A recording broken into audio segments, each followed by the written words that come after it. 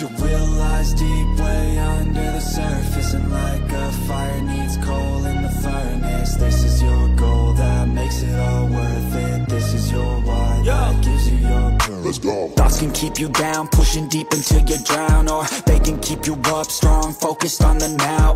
Glass half full, or has it been emptied out? Well, that's all up to you and your mind. Do you doubt anything, everything, not a thing? Make my thoughts work for me. Gigi D'Aligna, Marc Marquez adalah anomali Ducati yang layak dihormati. MotoGP 2025 menjadi panggung gemilang bagi Marc Marquez, sang baby alien, yang tampil luar biasa sejak bergabung dengan Ducati Lenovo Team. Dari kemenangan sprint hingga konsistensi podium, performa Marc menimbulkan decak kagum dari penggemar maupun sosok legenda engineering Italia, Gigi D'Aligna. Keputusan Ducati memindahkan Marquez ke tim pabrikan pada 2025 mengundang pro dan kontra. Banyak pembalap muda seperti Jorge Martin dan Enea Bastianini tampak lebih unggul secara prestasi tahun itu. Namun, keputusan akhir tidak hanya didasarkan pada statistik, melainkan pada hubungan personal yang kuat. Saya berada di Ducati karena dia. Kami punya hubungan sangat langsung dan tulus, dia adalah teknisi yang memenangi segalanya, ujar Marquez tentang sosok Gigi D'Aligna. Gigi, yang dikenal ambisius dan tak segan dikritik karena pilihannya, bahkan pernah menyatakan bahwa tak ada penyesalan memilih Marquez alih-alih Martin atau Bastianini. Sebagai seorang insinyur yang memiliki semangat seorang pembalap, D'Aligna melihat potensi unik di Marquez. Adaptasi cepat, kecerdasan balapan, dan ketenangan bawah tekanan. Banyak yang menyimpan asumsi bahwa Ducati mengubah setelan motor agar pas dengan gaya balap Marquez. Namun justru yang terjadi, menurut rider Pertamina Enduro VR46 Racing Team, Fabio Di Giannantonio, Marquez lah yang menyesuaikan diri dengan mesin Ducati tanpa perlu perubahan khusus. Bukan motornya yang dibuat untuk Marc, tapi Marc yang benar-benar jago beradaptasi, ia menegaskan. Adaptasi ini tampak luar biasa mengingat kompon Desmosedici EP25 merupakan evolusi jangka panjang, dengan banyak komponen berasal dari musim sebelumnya. Pada awal 2025, terutama di Qatar, performa Marquez membuat D'Aligna terpukau. Marc tak tertandingi saat ini, kemampuan taktis dan ketajaman kompetitifnya. Ia tahu cara membaca perlombaan dan mendistribusikan sumber daya pada saat krusial, puji Gigi. Sikap ekstremnya di setiap latihan dan balapan mencerminkan pembalap yang tidak hanya mengejar kecepatan, tetapi memprioritaskan kerja keras dan strategi balap. Di luar lintasan, sisi manusiawi Marquez juga mencuri perhatian. Kepala krunya sendiri di Ducati, Marco Rigamonti, menyoroti bahwa meskipun berstatus juara dunia, Marquez sering mengakui kesalahan dirinya saat menyetel motor. Bahkan meminta maaf bila arahan yang diberikan kurang tepat. Dia justru sering berkata dirinya melakukan kesalahan. Sikap rendah hati dan kolaboratif sangat langka di antara pembalap elit, kata Rigamonti. Kejujuran dan penghargaan kepada tim menyiratkan bahwa keberhasilannya bukan hanya hasil bakat semata, tetapi juga budaya kerja kolektif yang kuat. Pada gelaran MotoGP Thailand 2025, Marquez menghadapi insiden tekanan ban depan yang berada di bawah batas minimum.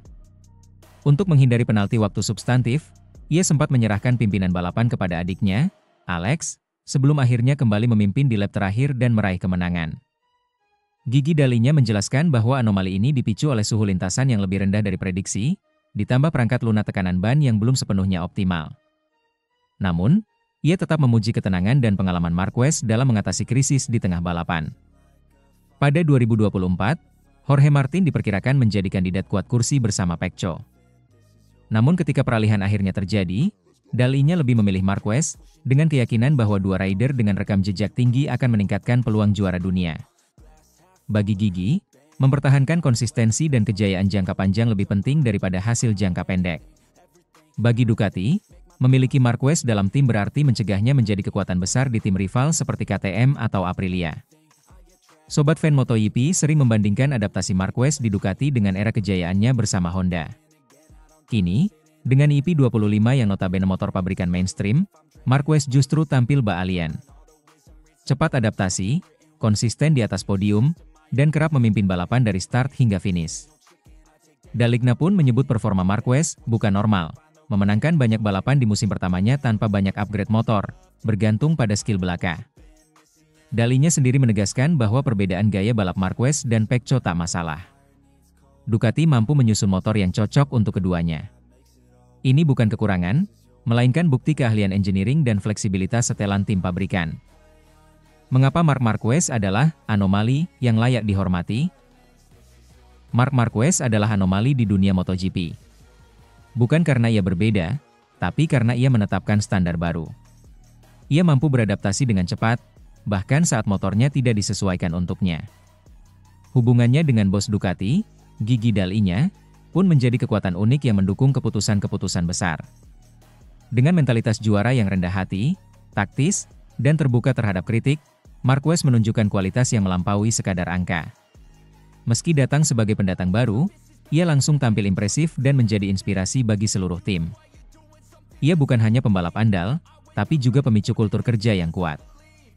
Marquez layak dihormati bukan karena statistik semata, tapi karena cara ia mengubah permainan, dengan kecerdasan, karakter, dan pengaruh yang tak biasa. Deep way under the surface, and like a fire needs coal in the furnace. This is your goal that makes it all worth it. This is your why that gives.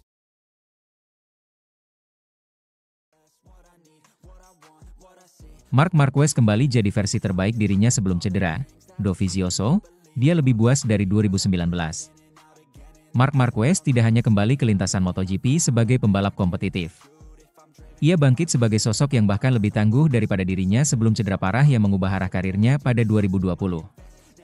Dengan performa luar biasa bersama Ducati Lenovo di musim ini, Marquez telah membungkam kritik dan membalikan semua keraguan menjadi kekaguman.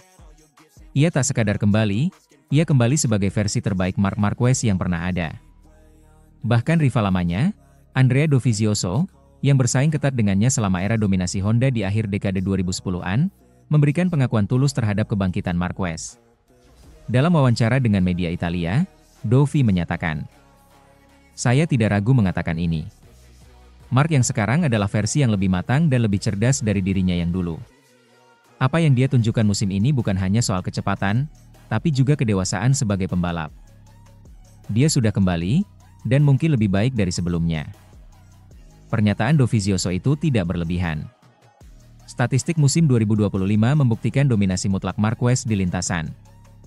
Dari 12 balapan awal musim ini, ia mengoleksi 8 kemenangan, 10 podium, dan 7 pole position, serta meraih kemenangan di 11 dari 12 balapan sprint.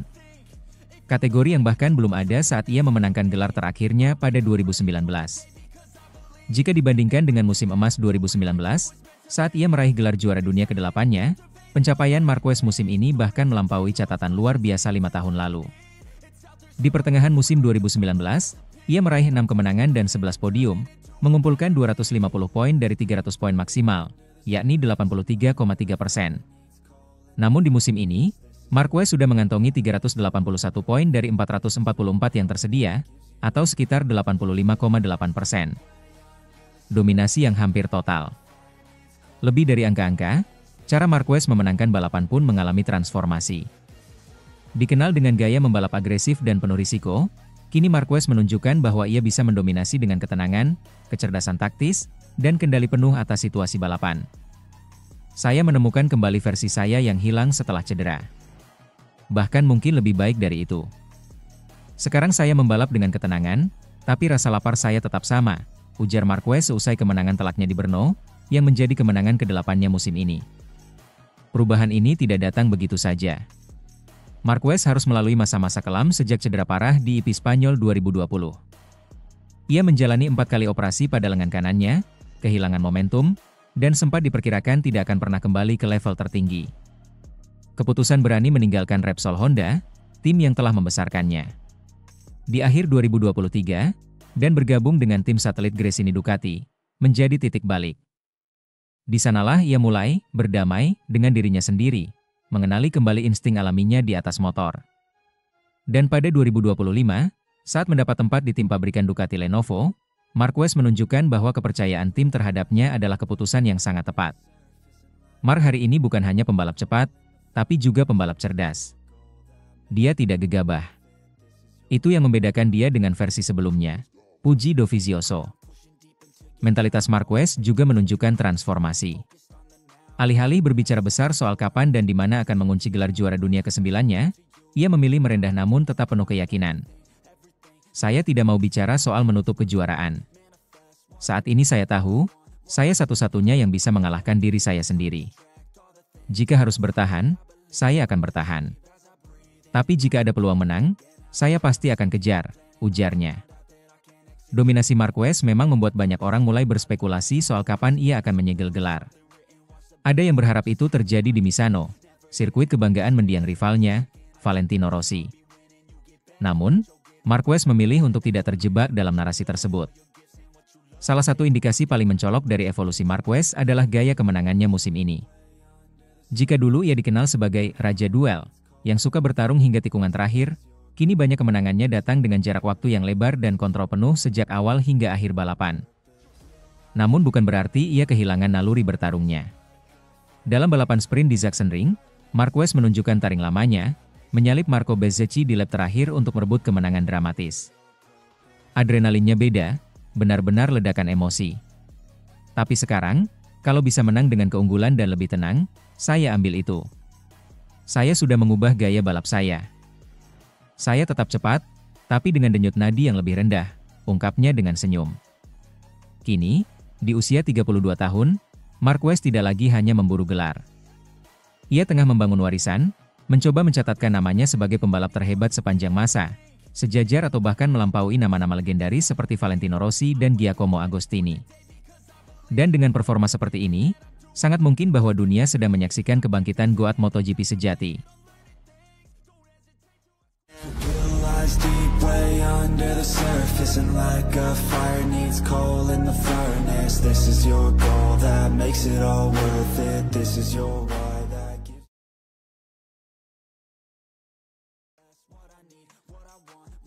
Fabio Di Giannantonio tertawa dengarkan janji Jorge Martin kalahkan Marc Marquez.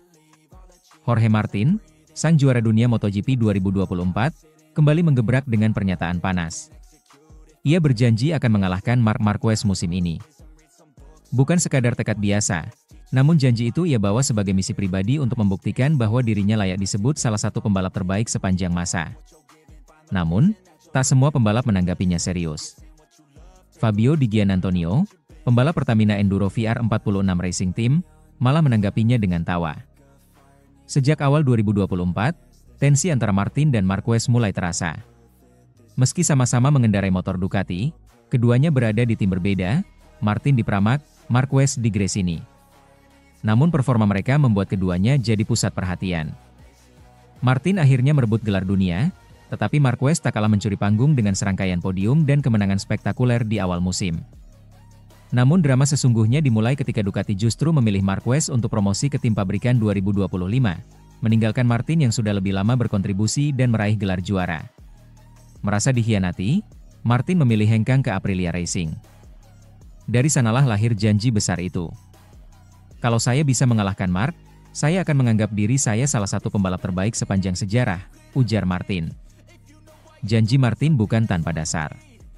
Ia memang sempat mendominasi musim lalu dan mengalahkan Marquez di beberapa balapan.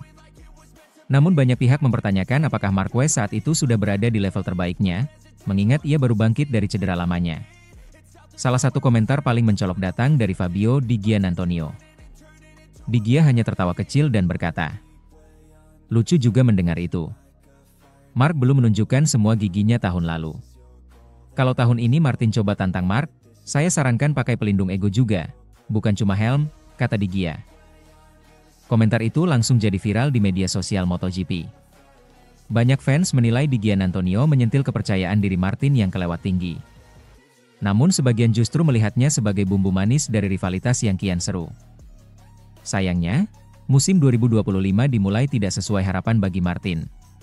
Cedera berat saat pramusim membuatnya absen dari 3 seri awal, sementara Marquez justru menggila. Baby Alien meraih 4 kemenangan dari 2 seri pertama, 2 sprint dan 2 race utama, dan memuncaki klasemen sementara dengan selisih poin besar.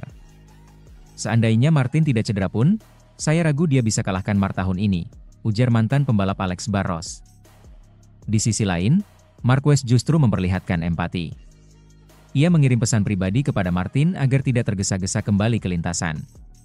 Pengalaman pahit cedera panjang membuat Marquez sadar betapa pentingnya pemulihan penuh. "Saya hanya ingin Jorge belajar dari kesalahan saya. Hormati tubuhmu, kembalilah saat benar-benar siap," kata Marquez. Sikap dewasa Marquez justru mendapat pujian dari banyak kalangan, dan membuat Martin sendiri terharu. Kini bersama Aprilia, Martin dihadapkan pada tantangan baru. Meski motor RSGP dikenal kompetitif di tangan Marco Bezzecchi, konsistensi masih jadi pekerjaan rumah besar. Jika ingin mengalahkan Marquez, Martin tak hanya harus fit, tapi juga berharap tim barunya bisa mengejar pengembangan teknis Ducati. Martin pun menyatakan bahwa MotoGP tanpa dirinya sempat terasa sedikit membosankan. Tanpa saya, sejujurnya agak datar. Persaingan itu jadi hidup kalau ada saya, Marc, dan Pecco, Bagnaia, di lintasan, ujarnya diplomatis. Namun komentar ini lagi-lagi memicu reaksi beragam. Fabio Di Giannantonio menimpali dengan senyum lebar dan komentar ringan. Tenang saja, Jorge. Kami tetap bersenang-senang kok walau kamu nonton dari rumah. Kini pertanyaannya, apakah Martin akan benar-benar kembali ke performa terbaiknya sebelum paruh musim berakhir? Dan apakah Aprilia bisa membantunya mewujudkan janji ambisiusnya? Sementara itu, Marquez terus melaju. Dengan motor YP25 dan tim pabrikan Ducati di belakangnya. Banyak yang percaya tahun ini bisa menjadi tahun kebangkitannya dan bahkan gelar ke-9 dalam karirnya. Namun Martin belum menyerah. Ia masih yakin, dengan waktu dan kerja keras, duel sejati akan terjadi lagi. Apakah janji Martin akan berujung pada kemenangan, atau justru menjadi bumerang yang dicatat sejarah? Satu hal pasti, pertarungan belum usai.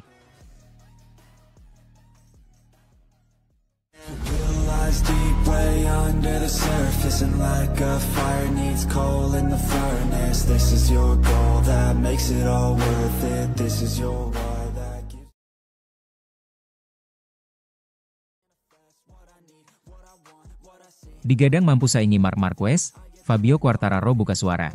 Tak ada yang selevel dengannya. Dia bagai pemain FIFA rating 99.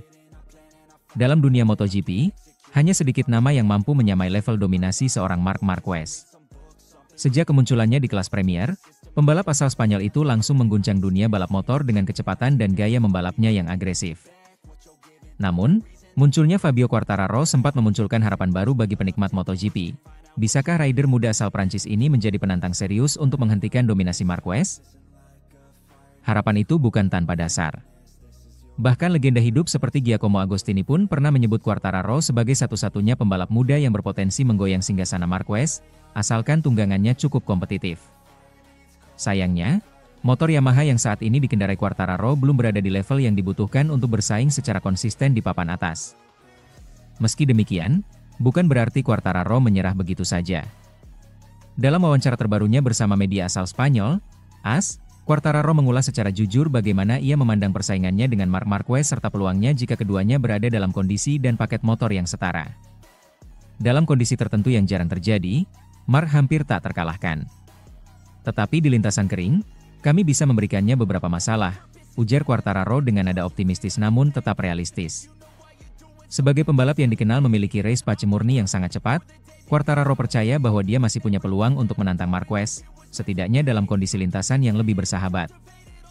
Namun ia juga mengakui, bahwa secara keseluruhan, Marquez masih berada di level yang belum bisa dicapai oleh siapapun, bahkan dalam satu dekade terakhir.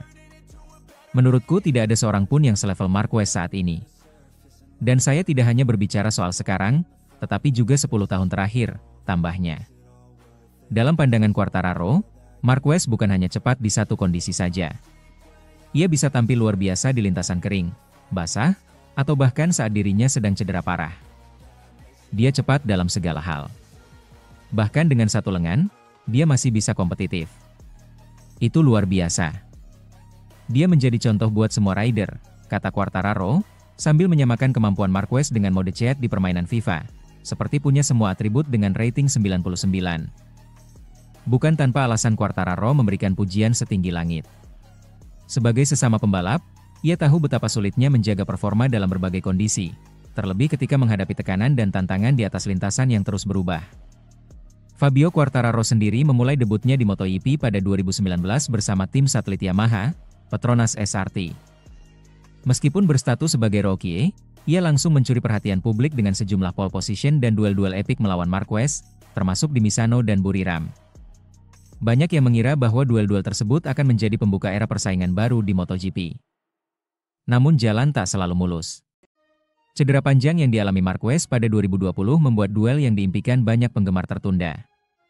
Di sisi lain, Quartararo justru sukses meraih gelar juara dunia MotoGP 2021 saat Marquez belum dalam kondisi terbaiknya. Sejak itu, persaingan keduanya tak pernah benar-benar mencapai potensi maksimal. Memasuki musim 2025, Marquez kembali menunjukkan performa luar biasa. Hingga seri ke-12, pembalap Ducati tersebut sudah memenangkan 8 balapan utama dan 11 sprint race, sekaligus memimpin klasemen dengan selisih 120 poin dari adiknya, Alex Marquez, yang ada di posisi kedua. Sementara itu, Quartararo harus puas bertarung di posisi tengah klasemen. Meski sudah meraih 4 kali pole position dan 2 kali naik podium, ia masih bertengger di peringkat 9 klasemen sementara dengan 102 poin.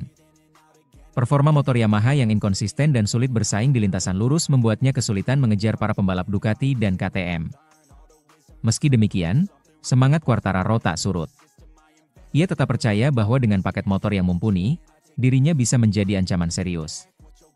Bahkan ia menyoroti bagaimana rivalitas di grid kini makin ketat, dengan Francesco Bagnaia dan Alex Marquez juga tampil kompetitif.